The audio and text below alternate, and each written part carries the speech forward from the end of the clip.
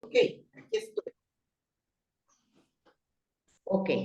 Entonces, ¿te recuerdas, Marilu, que estamos en el tema de los sentidos, ¿verdad? Ya habíamos visto el literal, ¿verdad? En los criterios, mejor dicho.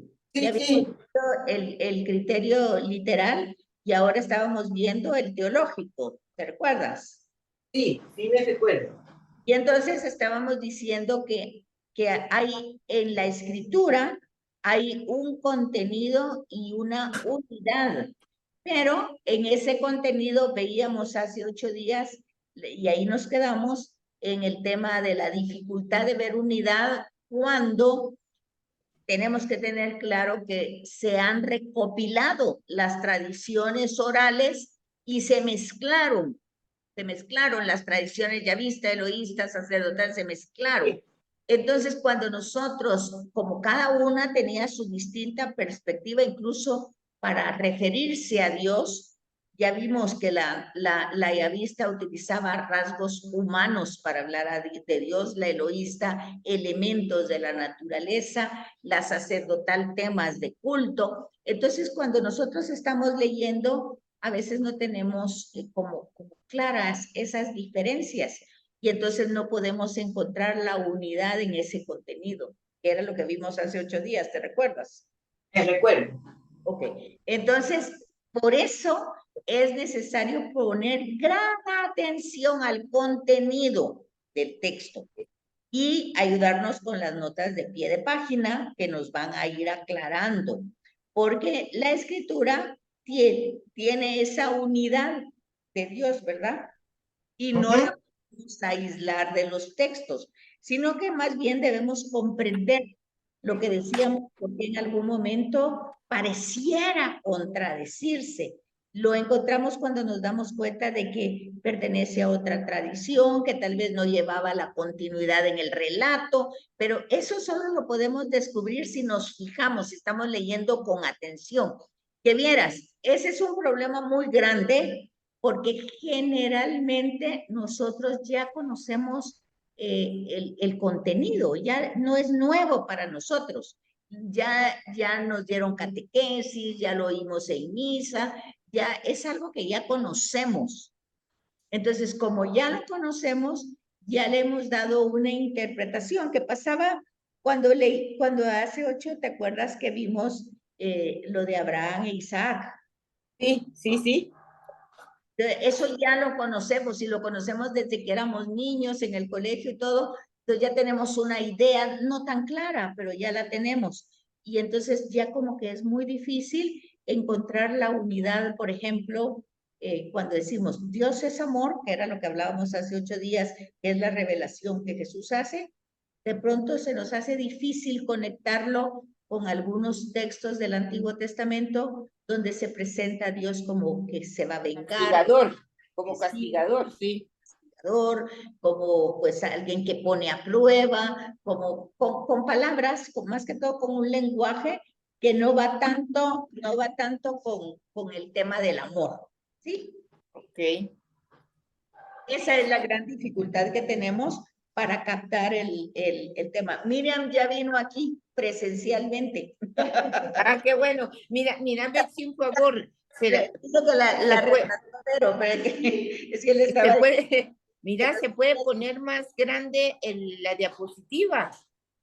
Ya la puse más grande, ¿no? Pues yo la miro chiquita, pero no sé si será mi iPad. Ah, porque, espérame, yo la tengo en gigante, ocupándome toda la pantalla. Ala, y fíjate que yo la tengo chiquitilla, pero vamos a Espérame, ver. espérame, voy a ver cómo hago aquí, espérame. Creo que es la misma, quiero ver. Vamos a ver ahorita. ¿Ahí? Ahí sí, ahora está grande, correcto. Pues así la tenía yo. Pues ahora está bien para mí, fíjate. Pues yo la tenía así de grande, pensé que la estabas viendo grande. Ok, pero ya la compusimos. Ya, gracias. Aquí estamos. Estamos apenas al principio de la sesión 12, el criterio teológico, y estábamos viendo el contenido y la unidad la escritura. Lo que estábamos explicando hace 8. Ok. Entonces pasamos a la otra diapositiva. Hoy vamos a avanzar rápido. Luego vamos, ¿qué es la tradición viva de la iglesia? Bueno, acuérdense, la tradición viva empieza con la transmisión oral, viva. Fue lo que se transmitió de una experiencia vivida. Entonces, por eso dice aquí, la Sagrada Escritura está más en el corazón de las comunidades, en el sentido de que las comunidades han experimentado esa presencia, está más en el corazón que en la materialidad del escrito. Porque mira, lo que está diciendo esto es, cuando yo ya voy a transmitir la experiencia, ¿cómo voy a transmitir yo una experiencia tan profunda, tal vez que me puso en éxtasis? ¿Cómo voy a yo a transmitir? Eso es cuando, por ejemplo, cuando la gente pregunta, bueno, ¿y qué se siente estar enamorado? Para alguien que nunca está, o cuando uno lo preguntaba también cuando era jovencito, ¿verdad? Porque tal vez ahora ya no tanto, pero en aquel tiempo. Entonces que las personas decían, es como mariposas en el estómago. Ay, sí, es cierto. Dice una mariposa, así como, o sea, entonces la materialidad de la narración o de la manera como voy a transmitir yo eso es muy difícil, ¿o no? Sí, de acuerdo. Entonces, ese es el problema. Por eso dice ahí que la tradición es viva, porque lo ha experimentado. Y esa experiencia es la que se transmite. Y se transmite con un lenguaje análogo, porque no se puede transmitir, porque es como cuando yo puedo decir, vengo muerta, como que viene muerta, sí. Si yo no puede venir, ¿verdad? O me muero del hambre. O me muero del hambre, ¿verdad? O voy a tirar la casa por la ventana. ¿Y cómo puede pasar eso? Sí. ¿Verdad? Entonces, hay muchas maneras que nosotros las expresamos de tal manera que si las ponemos por escrito, pues la gente no entiende nada. ¿verdad? Ayer hice una fiesta y eché la casa por la ventana. ¿Qué hizo? ¿Qué pasó? O sea, a saber, fue una tragedia. ¿Saber? Entonces, ahí es donde nosotros tenemos ese problema. De darnos cuenta que la tradición es viva, lo que se está transmitiendo son experiencias vividas. Pero a la hora de contarlas, de narrarlas, de transmitirlas, pues se utiliza un lenguaje que hay que entrar con la imaginación a ese texto. Por ejemplo, la zarza ardiendo. ¿Qué es eso? Una zarza que está ardiendo, pero ¿cuál es la novedad? Pues la novedad es que no se consume, que está en un desierto, que hay mucho sol, mucha pues aridez y se está quemando, pero no se quema. Y ya pasó un gran rato y ya pasó otro y ya se debería de haber consumido y vuelto carbón o ceniza y resulta que ahí sigue la zarza de pie en llamas. ¿Cómo entiendo yo eso? Pues ya es, entonces ya entra y fíjense cómo es eso de interesante, porque luego con la virginidad de María, por ejemplo, ya se hacía una analogía. Así como esa zarza, Dios estaba, no es que Dios fuera la zarza, Dios estaba en ella, así que quemándose, que con el fuego no se consumía, así en el vientre de María, pues Dios penetra el vientre sin destruirlo, sin averiarlo, sin hacer nada que lo destruyera o que hiciera otra realidad.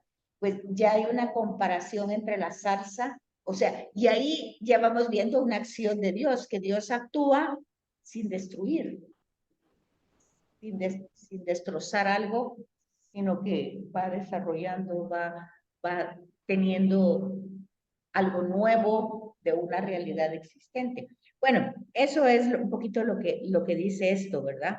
De la tradición viva.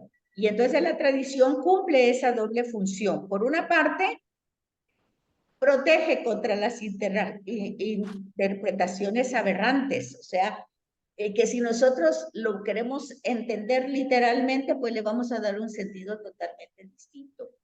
Y por otra, la transmisión dinámica del texto. El texto está vivo, es dinámico, pero ¿cómo le puedo encontrar yo ese dinamismo? Con mi existencia. Porque no son hechos que se cuentan a gente que le pasó, su función no es informarme que eso le pasó a Moisés, que eso le pasó a Abraham, esa no es la función del texto, mantenerme informada de lo que les pasó a Pedro, a Pablo, a Judas, esa no es la función del texto. La función del texto es dinámica, ¿verdad? Una experiencia que está teniendo ahí una persona, una comunidad, un pueblo, pero esa experiencia yo la puedo ver en mi propia realidad, pues no con la misma, como que fuera una duplicidad o un paralelismo exacto, sino que de alguna manera los elementos están en esa acción en mi vida. Entonces ahí es donde yo puedo ir viendo ese dinamismo y esa realidad viva de la tradición. ¿Cómo vamos aquí? ¿Vamos o no vamos? ¿Sí? Vamos bien, vamos bien. Ok, entonces aquí es donde se recomienda la analogía, servirse de esas ayudas para comprender que la propia fe, lo que la propia fe nos va proporcionando, ¿verdad? La conexión que tienen esas verdades de fe entre sí y cómo se va teniendo todo como un mosaico, que tenemos un mosaico en una pared grande, que si nos quedamos solo en una parte, pues no vemos la belleza de todo el mosaico. Para ver esa belleza tenemos que retirarnos un poco, para tener una visión en conjunto, porque si no, cada vez que nos acercamos más, entonces solo vamos a ver una parte. Y entonces también vamos a ver solo un color que predomina, cuando hay muchos colores, hay muchas matices. Entonces, lo que tenemos que ir viendo en el texto bíblico es una visión en conjunto. Y para eso nos ayuda leer atentamente lo que estamos leyendo e irnos ayudando con las notas de pie de página, ¿verdad? Entonces, no hay ningún pasaje de la Escritura que pueda tener un sentido contrario a la fe. Lo decíamos hace 8 días. Bueno, si Dios es amor, pues las palabras castigo, venganza, que van apareciendo, sobre todo en el lenguaje de los profetas, pero hay que entender por qué los profetas hablan de esa manera amenazante, por decir así. Un poco lo que hace Juan Bautista, que lo vamos a leer ahorita para el Adviento. Ya el hacha está puesta para cortarlos a todos, ¿verdad? Casi como volar cabezas a todo el mundo. Ya viene Dios a cortar cabezas. Y Jesús viene, pero viene de otra manera. No vino a cortar cabezas, sino vino con compasión, ternura. Entonces, el sentido contrario de la fe, no hay ningún pasaje que vaya así. Literalmente sí lo hay, ya lo dijimos, literalmente sí, o sea, en la letra escrita sí lo hay. ¿Ah? Sí. Pero cuando nosotros entendemos por qué esa literalidad, pues ya le vamos dando la matización del texto, ¿verdad? ¿Sí, Marilu? ¿Sí? No. Entonces, si en Génesis 1 dice que todo fue bien hecho, ya cuando vemos en Génesis 6 y le pesó a Dios haber creado al hombre, no puede ser. Dios no puede contradecirse, no puede desdecirse él mismo. ¿Sí? Entonces nosotros tenemos que comprender el texto, tenemos que ver por qué está diciendo eso, pero tenemos que pararnos ahí, no solo seguir leyendo, sino que esto no puede ser, no puede ser, pues, porque está contradiciendo lo otro. Pero ya si voy a la nota de pie de página, yo me voy a dar cuenta por qué está diciendo eso. Entonces, Dios no puede contradecirse a sí mismo, enseñando una cosa en un texto y lo contrario en otro. Ok. Luego, por eso, el tema de la pasión de Jesús, eso hay que comprenderlo muy bien, porque tampoco entendemos por qué, si Dios es amor y va a entregar a su único hijo para que lo maten, que es un poquito la síntesis de la doctrina que se nos enseñó hace muchos años. O sea, Dios envió a su hijo para que se muriera en una cruz. ¿Quién manda a un hijo directamente al matadero? Nadie. Entonces, menos Dios. Entonces, esas son las complicaciones que nosotros tenemos y que y que ahí están escritas, porque ahí están escritas. Yo recuerdo hace muchos años, yo iba a dar una clase en Don Bosco. Ajá. Puse en el pizarrón así grande, yo entré a la clase y puse en el pizarrón como con signos de interrogación y letra grande. ¿Quiso Dios la muerte de Jesús? Y cerré la interrogación. Y el párroco, que era el padre Tardivo, llegó y vio eso y me dijo, me voy a quedar a tu clase a ver cómo salís de esa. Me voy a quedar a tu clase para ver cómo vas a salir con esa pregunta. Porque todo el texto dice que sí. Y lo mandó y Jesús obediente hasta la muerte y muerte de cruz. O sea que el tema es que Jesús venía a morirse y ese era el tema. Y Jesús fue obediente hasta la muerte y muerte de cruz. Entonces, cuando yo puse eso y empecé a dar el tema, resulta que todo el mundo sabía con qué citas decirme que yo estaba equivocada. Porque aquí dice tal y tal, y aquí y Pablo dice, y no sé quién dice, bueno, total que todos tenían citas, fue ametrallada por todas las citas, donde sí se puede literalmente decir que Dios mandó a su hijo a matar en la cruz. Pero resulta que no es así. Pero eso cuesta mucho no solo expresarlo, sino que después de esa literalidad la gente lo comprenda. Explicarlo también cuesta. Y aparte de eso, el problema mayor que tenemos es que muchos sacerdotes predican desde esa literalidad. Y entonces ahí sí ya nos arruinamos, porque el padre dice, y yo digo, ¿qué hacemos?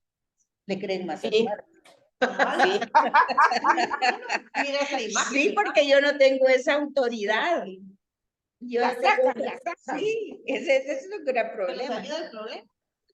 Ay, salí del problema, pero sí fue que hasta el padre se quedó ahí porque diría el padre, de esto tengo que aprender hasta yo.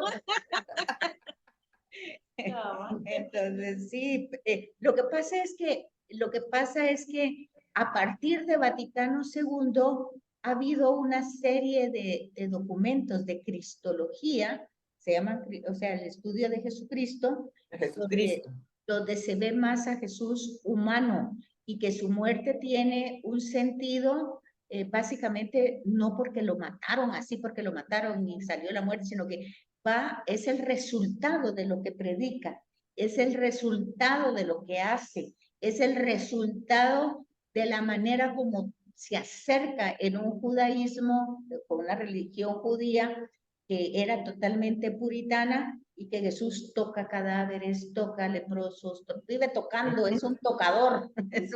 Entonces, todo eso lo volvía impuro, por eso Pablo dice, se volvió pecado, porque se llenó de pecado, pero todo eso lo hace ya desde otra perspectiva porque se identifica, su misión es salvar a la humanidad, por decir así.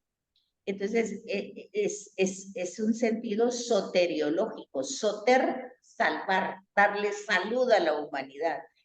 Pero para darle salud, fíjense, es tan bonito eso, porque Jesús, sus milagros no son como los de Harry Potter, así como que son magia, sino que Jesús asume, toca al leproso, pero como que chupa la lepra. Digamos que toca al muerto, pero que él le da su vida, o sea, y todo eso se ve en la pasión. Porque como la hemorroísa, ¿sí? Siente esa descarga. Pero lo que les quiero decir es que todo lo que él se da, pero él lo absorbe. Y eso es lo que se ve en la pasión. Pues no se ve que tiene lepra, pero se ve totalmente descarnado como la lepra. porque todo lo que le ha pasado, pues los latigazos, la corona de espinas, las caídas, todo eso que le ha pasado, entonces es como que fuera un leproso, tanto que así lo presenta Isaías, al siervo doliente, como alguien a que cuando se le ve, mejor uno voltea la cara porque dice, eso no lo puedo ver, está horrible lo que se está viendo ahí. Entonces, y digamos, él cura a un paralítico y en la cruz él es paralítico en la cruz porque está clavado a sus pies. Cura al de la mano tuida, pero él tiene la mano tuida en la cruz. O sea, todo lo que él hace, él lo absorbe. Eso es lo bello, ¿me entiende? Entonces ahí es donde se ama a Jesús extraordinariamente, porque su obediencia no es una obediencia como la nuestra. Ay, bueno, pues lo voy a ir a hacer, o ay, vaya, pues si lo que así, no es esa. Es una obediencia que se identifica con el proyecto del Padre, con la voluntad del Padre. O sea, el Padre quiere salvar a la humanidad y Jesús dice, yo también quiero hacer eso. Y tiene que pasar por ese camino, yo lo voy a hacer porque hay algo objetivamente claro que va a ser Jesús. Entonces, pero tristemente nosotros nos quedamos en el milagro como algo mágico y todo, y no nos damos cuenta que nosotros, por ejemplo, hoy, si queremos perdonar a alguien, desde el concepto cristiano, es que yo voy a asumir la culpa que a ese le toca, la voy a asumir yo. Pues el perdón tiene que ver con eso. No es una palabra así como que te perdono y ya se acabó, aquí nos olvidamos de todo, no. ¿Y si lo tomamos? Ha habido una consecuencia por lo que tú hiciste, pero yo la asumo. Yo asumo esa consecuencia y entonces te perdono y te dejo libre de esa deuda. Pero la deuda ahí está. ¿Quién la asume? La asumo yo porque yo la perdí. Entonces, el tema del perdón en el cristianismo no es una cosa romántica. Nada en el cristianismo es romántico, sino que hay alguien que tiene que asumir esa parte. Y en el caso del cristianismo, es Jesús quien ha asumido el pecado de la humanidad. Pero, como lo ha hecho con tanto amor, el Padre lo resucita. O sea, lo saca de ese lugar a donde lo llevó el pecado del mundo y lo eleva a la condición que le tocó desde siempre. Y ahora entonces Él quiere compartir con nosotros esa condición de amor del Padre. Eso es muy lindo. Es precioso. Yo tengo una duda a propósito de eso de la cruz que también lo estás explicando. ¿Cómo hago yo para explicarle a mi nieta de 5 años que vio a Jesucristo en la cruz y se puso a llorar? Pero lloraba y lloraba. Y me decía, ¿por qué le hicieron eso a Jesucito? Explicarme, ¿cómo le explico yo eso? Lo que pasa es que lo mismo le pasa a mi nieto que tiene 2. Se impresiona de ver ahí, él se impresiona de ver qué pasa ahí, y eso que no ve tanta sangre ni nada, porque es un Jesús moreno, es un Jesús de esquipulas, pero les impresiona a los niños. Y entonces el problema es muy difícil a esa edad explicarles que ese es un acto de amor. Pero aquí es donde viene la analogía. Y la analogía tú la puedes hacer con el amor de una mamá o tuyo, de abuelita, por ejemplo. Que, por ejemplo, cuando ellos se caen, o a mí me pasó cuando operaron a mi hijo de la columna, yo hubiera querido estar ahí en lugar de él, que me operaran 1000 veces a mí, que me pasara todo a mí. Lo que pasa es que como soy una persona humana no puedo sustituirlo o sustituirme. Pero en el caso de Dios sí lo puede hacer.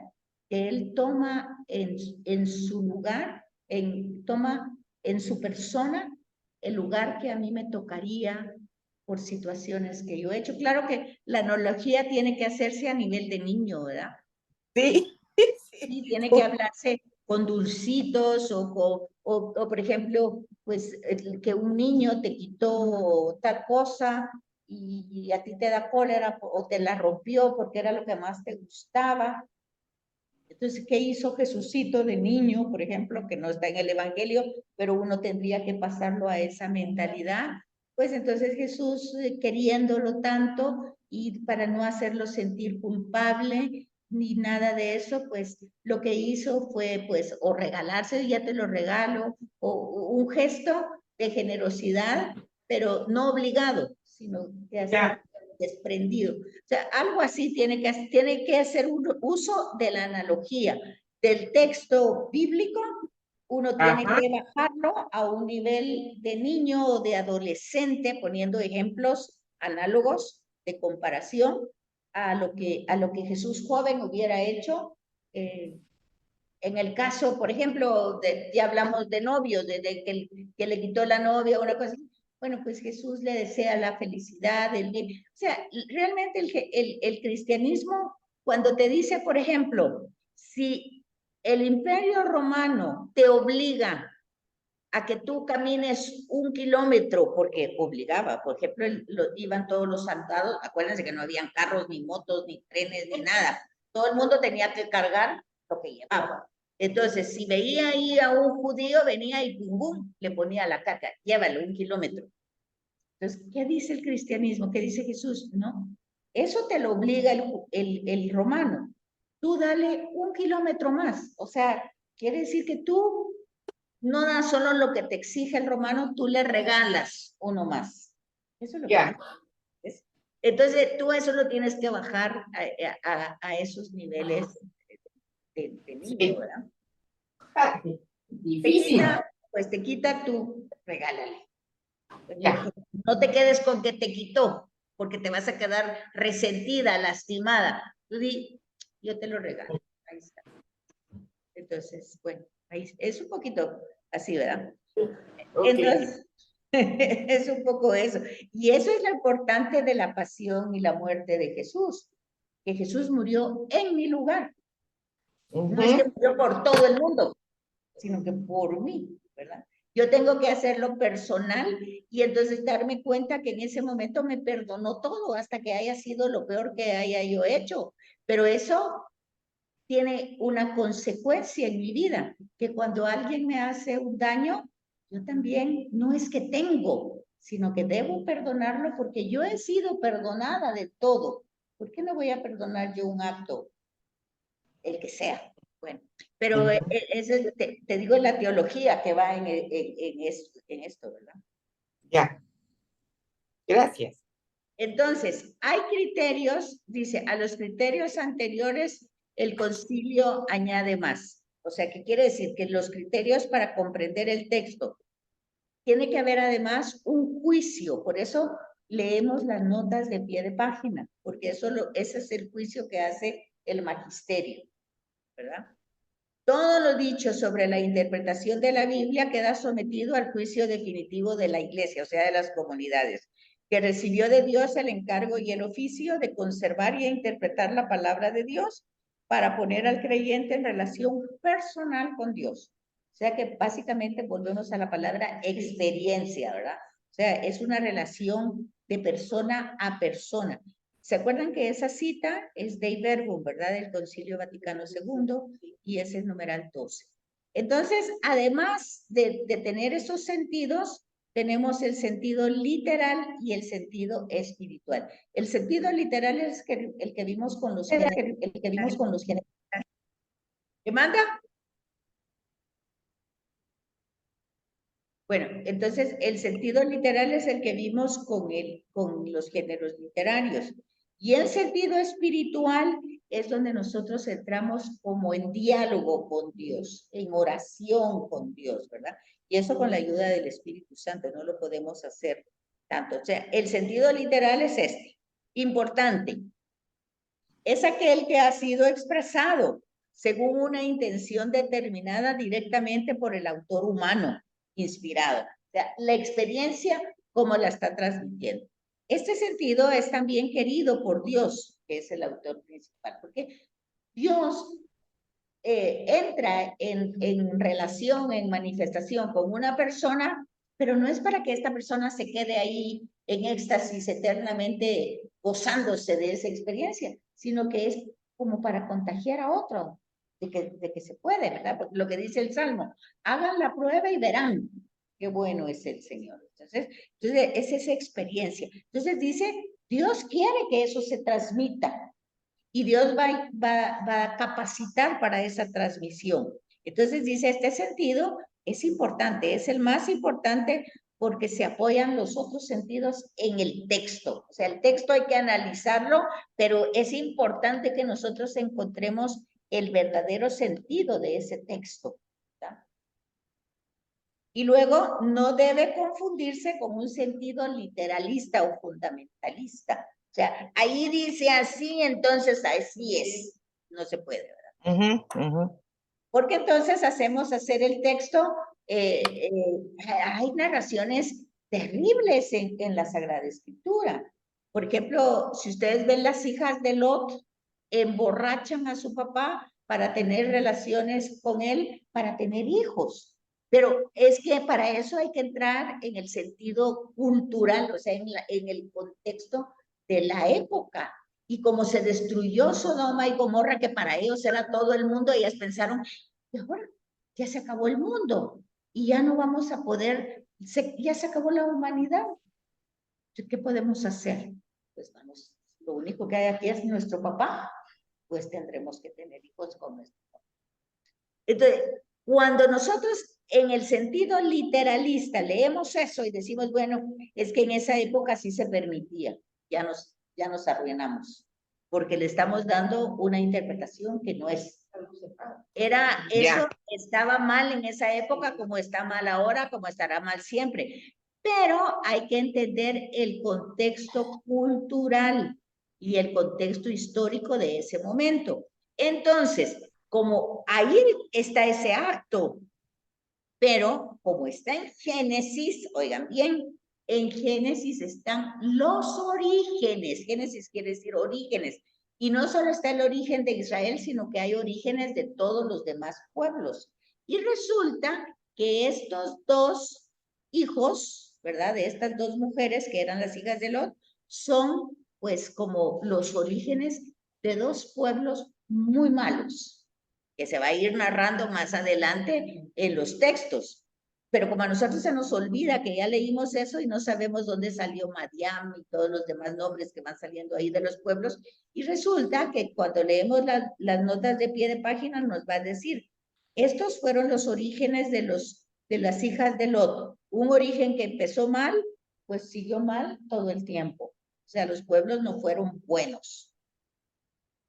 Entonces, nosotros tenemos que ubicar el texto en Génesis, es orígenes, un origen que empieza mal, pues no es que ellos querían pasar una noche loca de copas, no, simplemente ellos estaban pensando en que la humanidad se siguiera desarrollando. O sea, había una buena intención, pero fue mal la forma como lo hicieron. Entonces, la consecuencia va a ir pues como un pueblo sin valores, por decir así. Y puesto que no tenía valores, pues no respetaba la vida. Puesto que no respetaba la vida, pues no respetaba. Entonces se va desarrollando todo eso. Entonces, para precisar ese sentido literal, además de todo lo que hemos dicho, tenemos que tomar en cuenta el sentido que determina las palabras que tenían en su tiempo. Lo que dijimos hace un rato, ¿verdad? Hoy que cuando utilizamos una palabra tenemos que ver nuestro contexto de la época. Fíjense que ya hay muchas palabras que yo aprendí cuando era nena que ya hoy ya no son. Hoy ya no se usan esas palabras. Y sin embargo han entrado otras palabras nuevas, ¿verdad? Incluso han entrado palabras en inglés que se utilizan en el español. Y que no hay una traducción, por ejemplo. ¿Verdad? Entonces, por ejemplo, dice, ¿cómo se traduce la palabra cassette? ¿Qué es un cassette? Bueno, nosotros sabemos que es un cassette, pero no sabemos la etimología, si es de qué origen, pero ya la utilizamos en la tecnología. Y si vemos la tecnología, hay muchas palabras que nosotros no sabemos, es un lenguaje tecnológico. Pues ahí va. Usted de la palabra ganar también, ¿verdad? Que no Sí. es nuestra, ¿verdad? O por ejemplo, cuando usted está utilizando la computadora y le dice a su hijo, navegar. ¿Cómo hago eso? Y se queda uno viendo la computadora. Cuando yo no sé, hijo, no mamá, la yo no Era eso nos referimos, ¿verdad? Hay que ver el lenguaje, ¿verdad? El lenguaje, abrir la ventana, despertarla. Entonces, ¿qué? Yo te es que cuando el mío está pensando, ay, bueno, son un montón de palabras que se utilizan en la tecnología y es bien difícil, de verdad. A mí, en la pandemia, cuando me tocó trabajar directamente virtual en la universidad, era terrible. Yo no entendía las capacitaciones.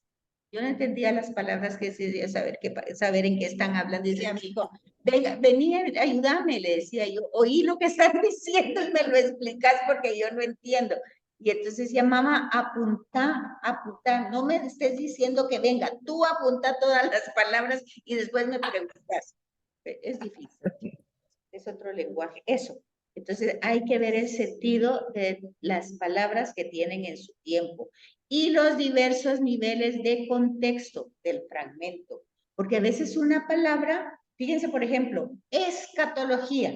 Escatología es una palabra que en teología significa pues la vida después de la muerte. ¿Qué va a pasar después de que la gente se muera? Bueno, nosotros tenemos que el juicio parcial, que el juicio final, que el infierno, que el purgatorio, que el cielo. Bueno, todo ese periodo se llama escatológico en teología. En biología, escatología significa el análisis de las heces. Fíjense, ¿ah? qué va.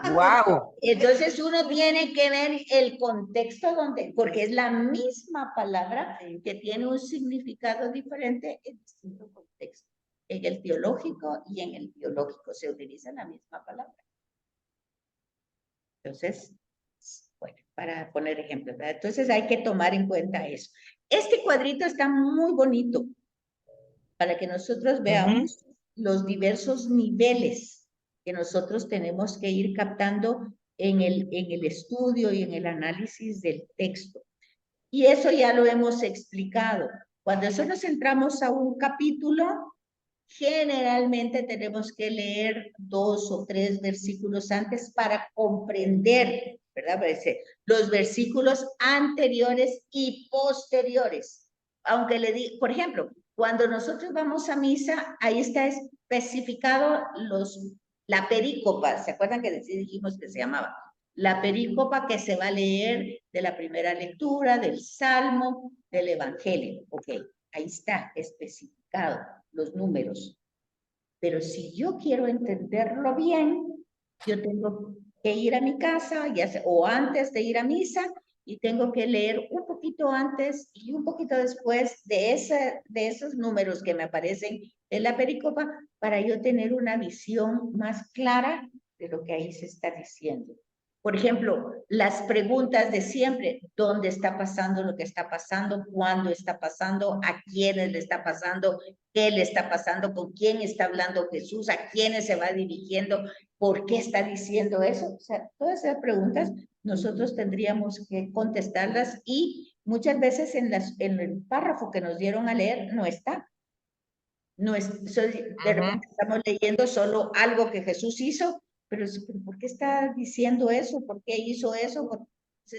Nos ayuda un poquito lo que dice aquí. Porque a veces cuando dice el libro de Isaías, digamos capítulo 12, del 15 al 20, ¿no? Un ejemplo. Entonces yo le digo, tenemos que leer al principio porque no sabemos qué está hablando, ¿no? Y les voy a poner un ejemplo ahorita. Bueno, usted trajo su Biblia, ¿sí? A ver, Marilu tiene por ahí su Biblia. Sí, sí. A ver, busquen en Mateo. Mateo. Me parece que es 10. Vamos a ver, la curación del sirviente del centurión en Mateo, creo que está en el capítulo 10. Vamos a ver. Para que ustedes se Mateo. fijen. Y lean, si lo encuentran, empiezanlo a leer con atención lo más que se pueda. Unos 3 minutitos. ¿Cuál es? Mateo. Ah, no, Lucas, perdón, Lucas. Ah, sí, sí, porque decía otra cosa aquí. Lucas. Ok. Lucas. Lucas 10. Mateo. El 10. Del sirviente del centurión. Ay, Dios. 10 dice misión de los 72 discípulos. Es capítulo. Marta y María. Oiga, Marilú, es capítulo 7 del 1 al 10. Ah, que el 7 del 1 al 10. Lucas. Lucas, sí. Curación del siervo de un centurión. Ese. Léanlo calladito cada uno. También está en Mateo, está en capítulo 8, pero yo quiero que lean el del Lucas. Y quiero que se fijen, que pongan atención lo más que pueda lo que ustedes van a leer ahí. ¿Me encontró, Miriam? Sí. Pero siete, ¿verdad? 7.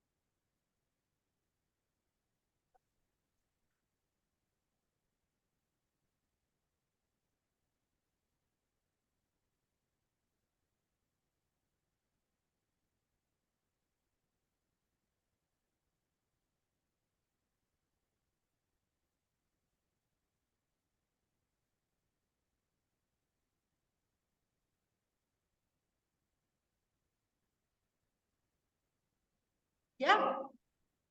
Va. Vean pues.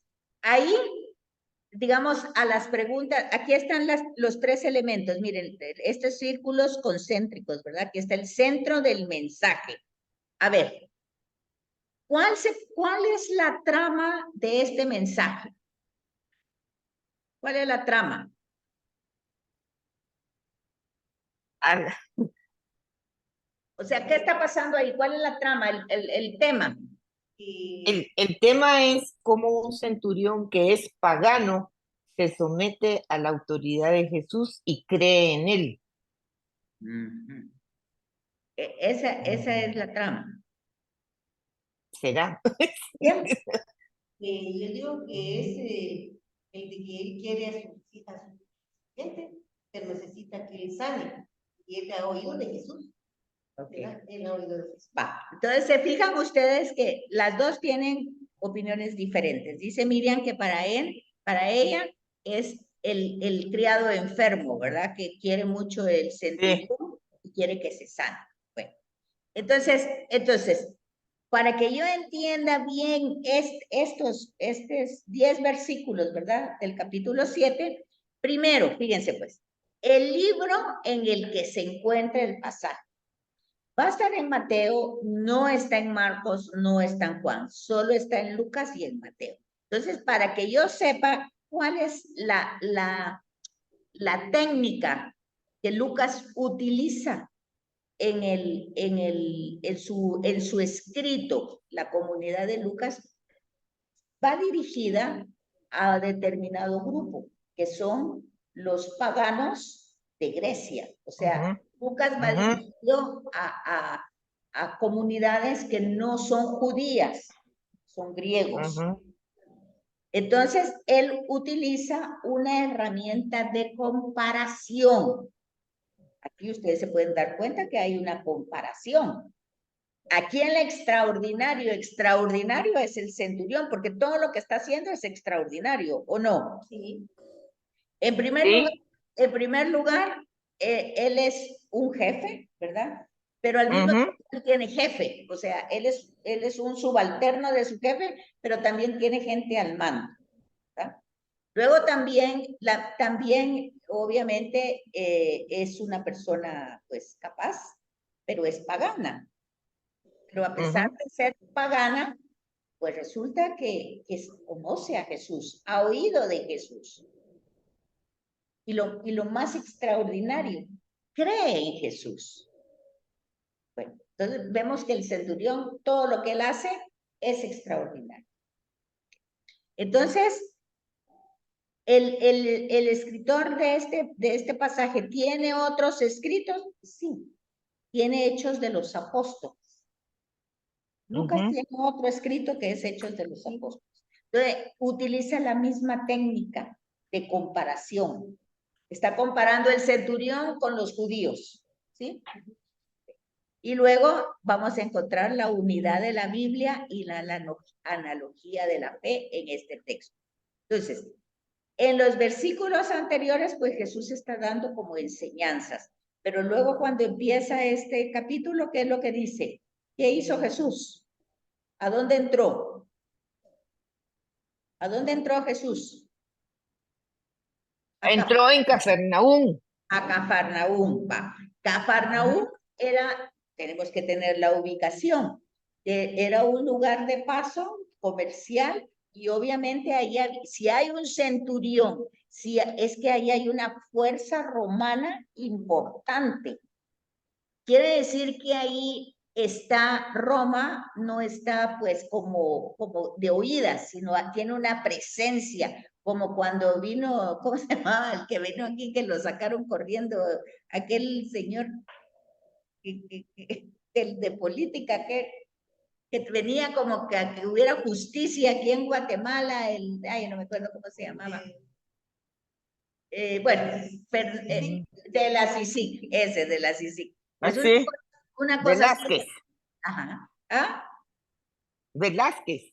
Sí, Velázquez. Entonces, tenía una presencia real para estar viendo lo que está pasando. Y obviamente Jesús había puesto su centro de acción ahí en Cafarnaúm, o sea que el centurión estaba pendiente. Pero fíjense una cosa, cómo Lucas, que ha escrito otro texto que es Hechos de los Apóstoles, va a tener unidad en las comparaciones que hace tanto en Hechos como aquí. Y ustedes se van a dar cuenta que Jesús en lo que leyeron, Jesús, ¿qué hace? ¿Qué hace Jesús? ¿Hace algo Jesús? Se admira. Jesús se admira. Es lo único que hace, admirarse. El texto no dice que lo curó, no dice que hizo, ¿no? No solo que No. ¿Y quién curó a ese siervo? ¿Quién curó? La fe del centurión. Desde el centurión. La fe del centurión. O sea, ahí la fe forma parte de como que fuera un personaje. Y ahí nos podemos ir a grandes recorridos, digamos, de ver lo que hace realmente la fe. Porque si ustedes se dan cuenta, hay como distintos estadios. El centurión nunca va a hablar con Jesús. No. Primero manda a unos judíos importantes, no a cualquier perico de los palotes, no, mandó a importantes. Después mandó amigos. Y los importantes judíos decían a Jesús, mira, ayúdalo porque él es un buen hombre, nos hizo una sinagoga, ama nuestra nación. ¿Se fijan?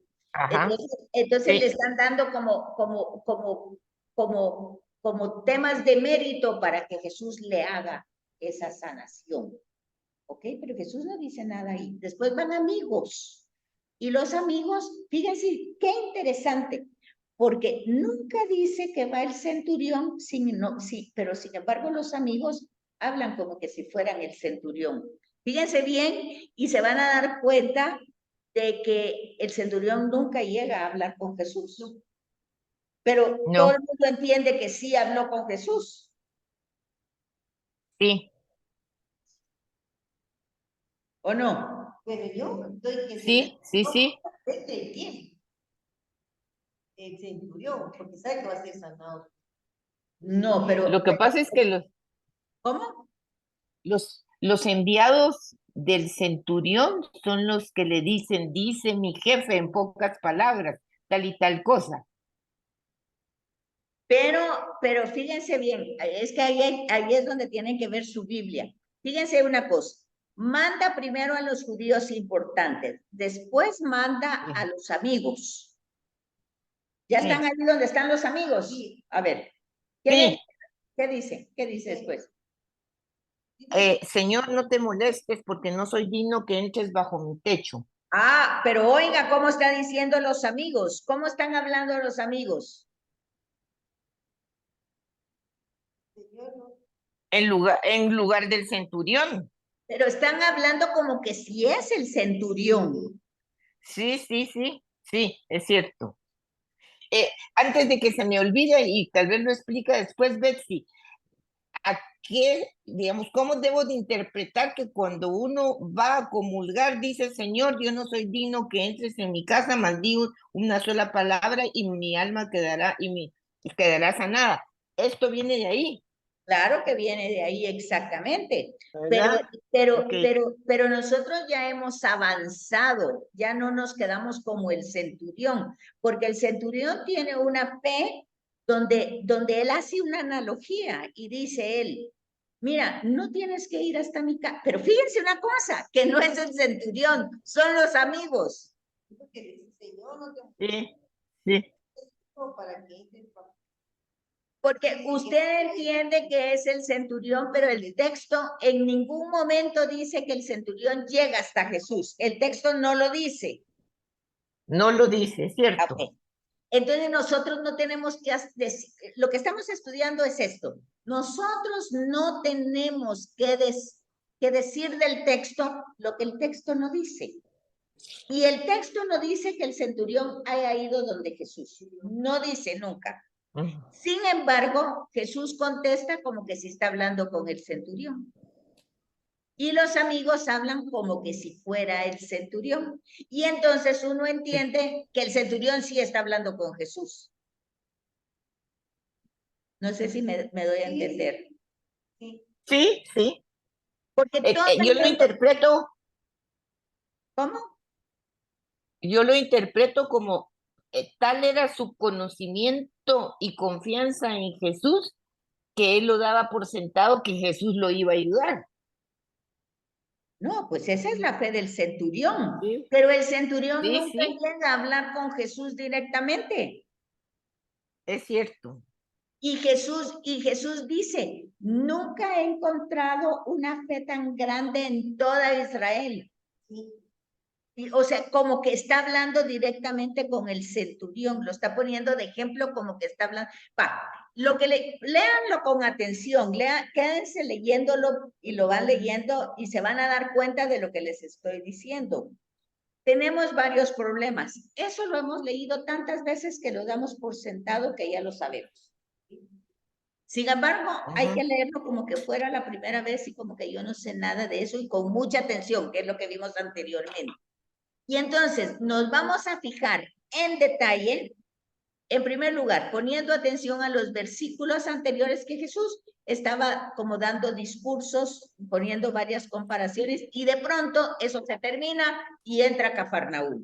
Bueno, entonces ahí se terminó una cosa y empezó otra. Entonces este capítulo es empezar. Luego, este pasaje está en Lucas y también está en Mateo. Si yo soy curiosa, voy a ver cómo lo cuenta Mateo y voy a ver los recursos que Mateo utiliza para contar este hecho. Entonces yo ya me quedo con dos ideas. Bueno, luego me vuelvo a poner con Lucas. Esto lo está contando Lucas. Estoy leyendo el de Lucas y es diferente al de Mateo porque Mateo, fíjese, va dirigido a judíos y este va dirigido a griegos, destinatarios diferentes. Está contando, eso es lo que tienen que ver ustedes, cómo lo va a contar cada uno y qué maneras lo va a utilizar. De hecho, les digo, el de Mateo tiene menos capítulos, menos versículos y este tiene más. Bueno, luego me voy a dar cuenta de que los dos están contando lo mismo, pero de alguna manera yo me tengo que fijar en el recurso. Cuando lo compare con Mateo, me tengo que fijar en el recurso que utiliza Lucas. ¿Cuál es el recurso? Bueno, resulta que Jesús aquí pasa callado todo el tiempo. Ni tampoco hace el milagro, ni tampoco, como en otros, ni tocó al enfermo, ni fue a la casa, ni le puso nada, ni saliva, ni nada, ni dice, bueno, pues lo que has dicho que se haga, como dicen otros lados. No dice nada de eso, sino que solo elogia la fe. O sea, el tema entonces, como dijo Marilu, es la fe del centurión. La fe del centurión es tan grande, es tan importante, tan extraordinaria, que Jesús la ensalza, la fe. Y es esa fe la que cura al siervo. Porque ahí no dice que Jesús lo curó. Dice que cuando regresaron los sirvientes, y ahí se dan cuenta que nunca llegó el centurión, porque regresaron los amigos. ¿Se fijan? Sí. Cuando regresaron los amigos se dieron cuenta que el centurión estaba sano. Que el amigo, el sirviente del centurión estaba sano. Entonces, ese es lo que está diciendo estos círculos. Ustedes tienen que fijarse en un relato así de detalladamente para entenderlo y para no hacerle decir al relato lo que el relato no está diciendo. Entonces, ¿quién curó al sirviente?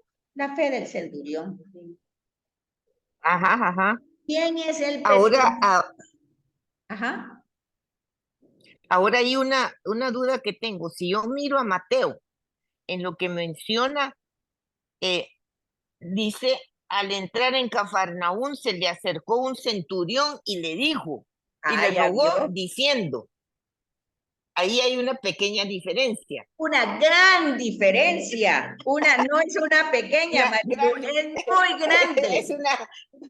Yo por Porque no en caer- este caso sí llegó el centurión. Entonces, fíjese que Sí, cambia mucho el tema de la fe. Si se dan sí, cuenta, en Lucas la fe es un personaje. sí, sí.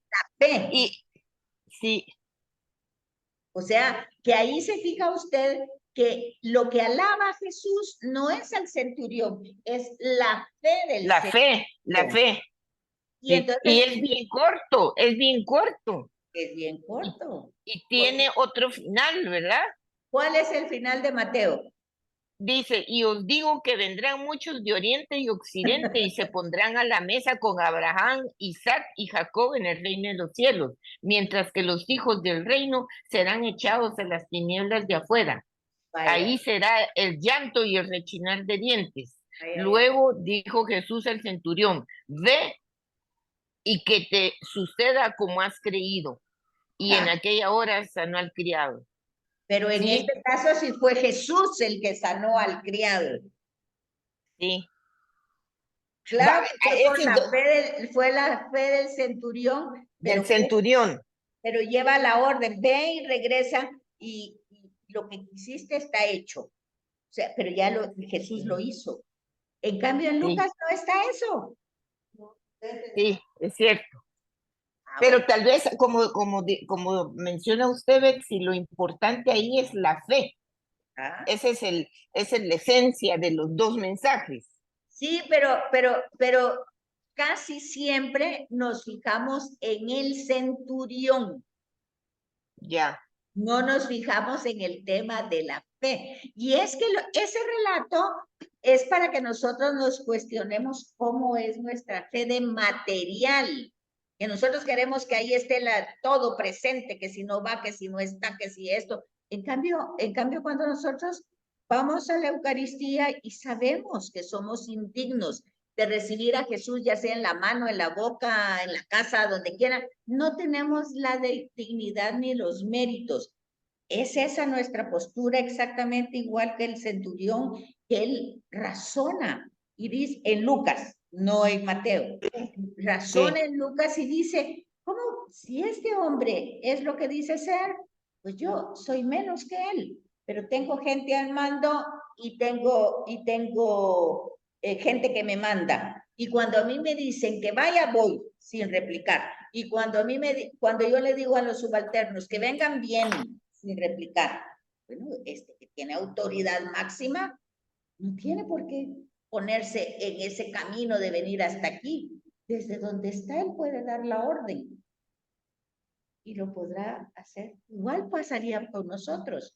Si nosotros creemos en él, desde donde estamos, y nosotros podemos interceder por quien sea si sabemos que Dios está con cada persona y la ama y la cuida y la protege.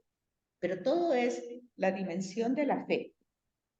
Entonces, en Lucas está más desarrollado el tema de la fe, como en etapas, si ustedes se fijan, como en etapas progresivas hasta llegar al elogio de Jesús, en Lucas. En Mateo está más sintetizado y tiene un sentido, Marilú, escatológico. Ok. Porque entonces va al final, ¿verdad? Lo que pasa es que hay una comparación. Bueno, esto mismo va a pasar. Este pagano, que es centurión, tiene fe, vino hasta mí, mientras que yo vine con mi gente y mi gente ni me cree, ni me pone atención. Entonces, bueno, así va a pasar al final de los tiempos. Pues lo que ha dicho en otros lados, que las prostitutas y los ladrones nos van a poder anteceder, porque esto vino Juan, les predicó y creyeron. Estos no han creído nunca nada, y vino ya el mismo Dios y no le creen tampoco. Esto también me llama la atención, a ver si no estoy bajando libros equivocadamente. Como Lucas sí conoció a Jesucristo, perdón, Mateo sí conoció a Jesucristo y lo acompañó. Lucas nunca lo conoció. ¿Puede haber una diferencia entre entre esas dos interpretaciones derivado de eso? Por decir, a mí me llamó muchísimo la atención la última parte de Mateo, que no la tiene Lucas. No la tiene Lucas porque tiene otro sentido literario, tiene otro nivel literario. Entonces, no tiene esa diferencia, porque lo que pasa es que quien escribe no fue ni siquiera Mateo.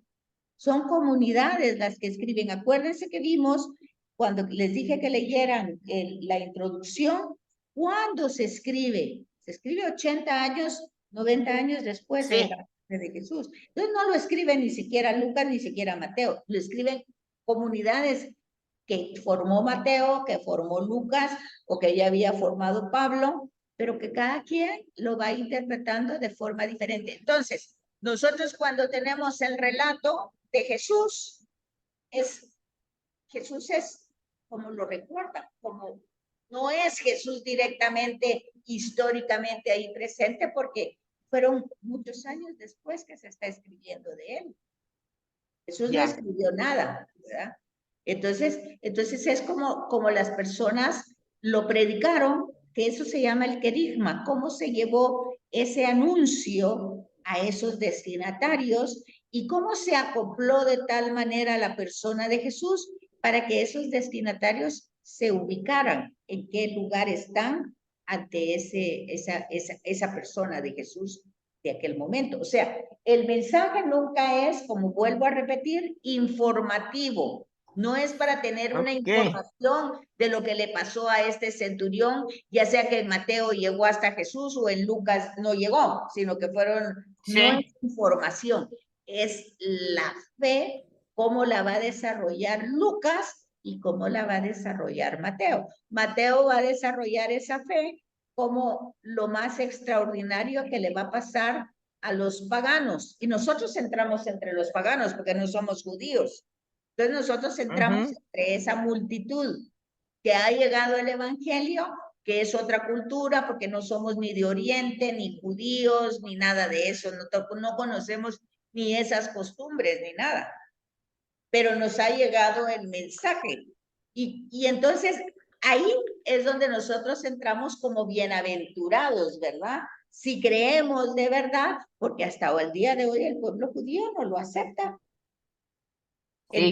En cambio nosotros decimos sí, que sí lo aceptamos. A ver si es cierto, pues, pero al menos decimos que sí le creemos. Sí. Entonces, ahí es donde nosotros nos ubicamos también con otro elemento más que no hemos visto, que es el de la imaginación, ¿verdad? Que ahí entra el sentido espiritual, que se va expresando y vamos utilizando nuestra oración, nuestra imaginación con la influencia del Espíritu Santo. Esos son los ejercicios de San Ignacio de Loyola, que se va utilizando la imaginación para irnos ubicando en esas escenas. ¿Cómo soy yo? ¿Soy de los amigos que van? ¿Soy de los judíos importantes? ¿Soy el centurión? ¿Soy el enfermo que ni siquiera estoy pidiendo nada, estirado ahí en la cama? Nada. Sí. ¿Se fijan? Hay varios personajes que nos dicen. Y yo uso ese sentido espiritual imaginativo como oración y me ubico. ¿Quién puedo ser yo? ¿El enfermo? ¿El centurión? ¿Los judíos importantes? ¿Los amigos? ¿Jesús? ¿Qué puedo ser yo? Entonces, es importante nosotros irnos fijando. Por eso dice, el texto más en su sentido material está el sentido vivencial. Yo tengo que entrarlo a mi vivencia, a mi experiencia, para que de verdad me ilumine, para que de verdad me transforme, para que de verdad se realice en mi vida lo que ahí está diciendo. Bueno, tenemos que avanzar más, pero ya no nos da tiempo. Entonces habremos encontrado también un sentido de alegoría, ¿verdad? O un sentido moral o anagógico. Hay muchos sentidos más, otros aspectos que los vamos a ver la semana entrante, si Dios lo permite. Pero yo les encargo que vayan leyendo un poquito porque Verónica quiere que termine hasta la 15 y no creo en estas 2 semanas, pero me voy a apurar, pero nunca me puedo apurar. No, es que lo bonito Vaya. también pasar, pero saborearlo bien, digo yo, ¿ah? No, Hoy lo saboreó, dice Miriam, hoy saboreó el pasaje. Sí, sí, es que es otro, es como abrirle uno bien los ojos y los oídos. Pero sobre todo para que se den cuenta de que tenemos un problema, que como ya damos derecho de que ya conocemos ese pasaje, ya lo leemos así rapidito, y al leerlo rapidito no nos fijamos en muchos detalles. Y ha servido lo que usted dice. Desde el inicio leamos la introducción. Esto nos sirve para nosotros a entender un poco más, porque yo le he leído muchas veces. Ahora, la herramienta literaria que utiliza Lucas se llama díptico. Díptico. O sea que utiliza 2 narraciones en el mismo texto. Por ejemplo, si ustedes se dan cuenta, el anuncio, eso solo está en Lucas, el anuncio del ángel a María y el anuncio a Zacarías. María cree, Zacarías no cree. Y así en todas las narraciones, el hijo pródigo está en Lucas, el hijo que se queda en la casa, pero no cree, el que se va, que no. Entonces tenemos siempre ese, que es lo que decía anteriormente aquí, ¿dónde era? Aquí, que tendríamos que vernos, teníamos que ver los diversos niveles, el sentido de las palabras, ¿no? ¿Dónde vimos eso? Ya lo habíamos visto, el literal, ya no lo encuentro. Esto. ¿En qué libro se encuentra ese pasaje? Entonces, cuando ya vemos Lucas, Lucas es el que hace las comparaciones. Lucas hace la comparación de Jesús en la cruz orando. Y hace la comparación, los judíos están orando al mismo tiempo, todos están orando. Pero, ¿qué oración es la que escucha Dios? ¿Los judíos están orando, pero mataron al justo. El justo está orando, pero se está muriendo. ¿A quién escucha Dios? No es exactamente igual, por ejemplo, cuando fue el Mundial de hace no sé cuántos años que jugó Argentina y Alemania, y que estaban los dos papas, el Papa Benedicto y el Papa Francisco. Eso decía la gente, los dos están orando para que ganen. ¿A quién va a escuchar? No era en ese sentido. ¿Te acuerdas que así pasó? Entonces, sí. la gente decía, los dos están orando para que ganen. ¿A quién va a oír Dios? ¿A Benedicto o a Francisco? Bueno, la cosa es que Lucas utiliza ese recurso literario, se llama díptico, y entonces va narrando dos, o sea, el mismo acontecimiento, pero cada quien actuando de distinta manera. Entonces, fíjense, es únicamente Lucas el que cuenta que los pastorcitos van y que hay gente que arropa a Jesús, hay gente que no la arropa. Está Herodes y así, todo eso lo tenemos que ir viendo. Ok. Bueno, que la pasen bien entonces, feliz fin de semana. Sí, muchas gracias. Igualmente, feliz tarde.